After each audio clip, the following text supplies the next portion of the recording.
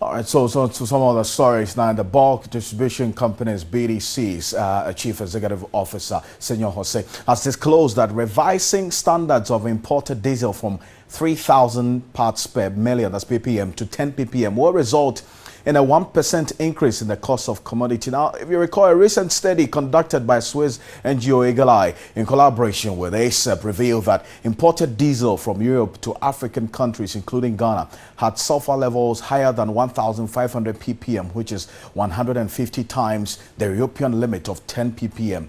Hence, it's very harmful. There have been some calls to improve the standard to the European level after that research. I've been joined on the telephone now by Senor Jose, who is the Chief Executive Officer of the BDC. Senor, if you can hear me, I thank you very much for your time. Good afternoon to you. Good afternoon, Alfred, and good afternoon to your viewers. Great. Now, we're getting reports that you say, that you, the BDCs, are prepared to import diesel with the European standard of 10 ppm at no cost to the consumer. Is that the case? Absolutely, but that is actually conditioned on the fact that standards will be changed to reflect same. If standards are not changed to reflect same, it will be impractical to do that.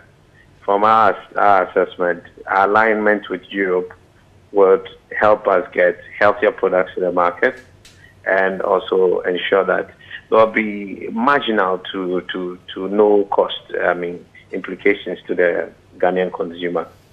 So if you talk about standards, exactly what are you expecting to be changed before this is made possible?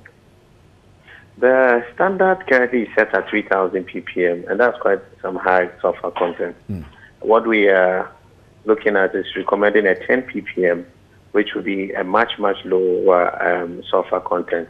And that should be much healthier, better for vehicles. And for me, I've been quite concerned about how everybody has been apprehensive about the potential cost implications.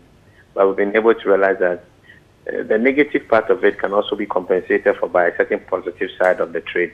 So it will net up to a zero. Okay, but let's look at the sub-region as well. Nigeria has its own standards. Now, if you're looking at the European standard and we also operating within the sub-region with Nigeria being a major player in this particular region, how are you going to align with them to also gaining that advantage as well? I don't think we need to align with them anymore. In previous years, it may have been that relevant, but the trade has evolved. The logistics too has evolved. So while there's some logistical advantage aligning with Nigeria, it also introduced a certain cost, which can be netted off by going with a European specification, aligning with Europe.